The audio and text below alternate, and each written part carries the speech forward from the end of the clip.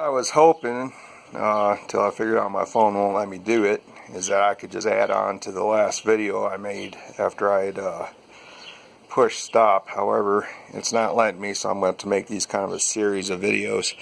So bear with me, forgive my technical ineptitude, and carry on. Alright, what I've done so far is I went ahead and I shut the door, and you can see two pencil marks here. The inside pencil mark, that's actually the edge of the door itself. So you can, as you can see, there's not a lot of contact in here between the body of the stove and the door itself. I'd say not even a quarter of an inch, and I think that might be one of the problems with the air leakage around these. So what I did is I took my tape there and I grabbed a compass, and I was going to set it to almost the full width of the tape.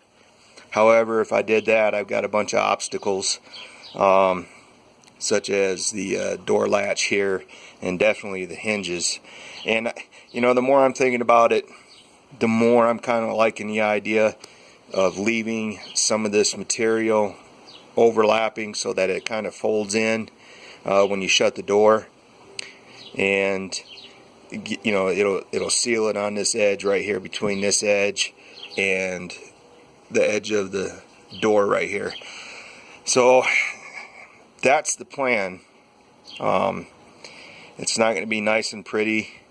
You're going to be able to see the tape sticking out past the edge of the door and whatnot, but hell, it's a camping stove. I'm not putting this in my great room or nothing like that, or in my case, my not so great room.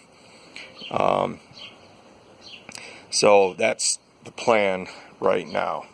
I did notice that, you know, this adhesive is going to take time to cure, so it's not an instant set adhesive.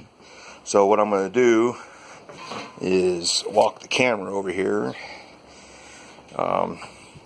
I've got some of these office clips, and once I start gluing it down to keep it in place where I've already glued it, I'll just use these clips and clip it down.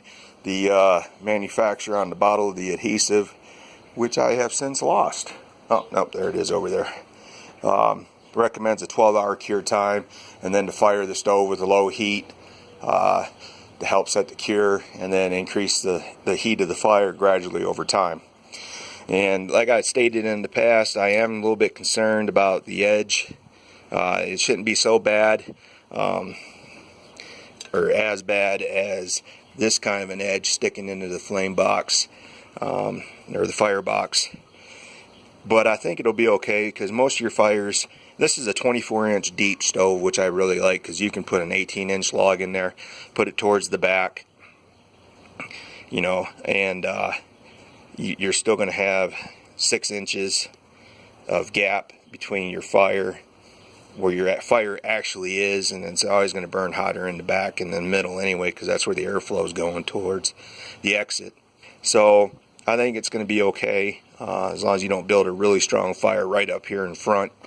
And this stuff is tough. I've got it on my other stoves in the house, and it lasts a long time, and I know fire has gotten close to it, and it's still holding up. So I think as long as we don't have a frayed edge like on this, then we should be okay. And I think it'll help seal that gap up and really mitigate the air leakage around the door.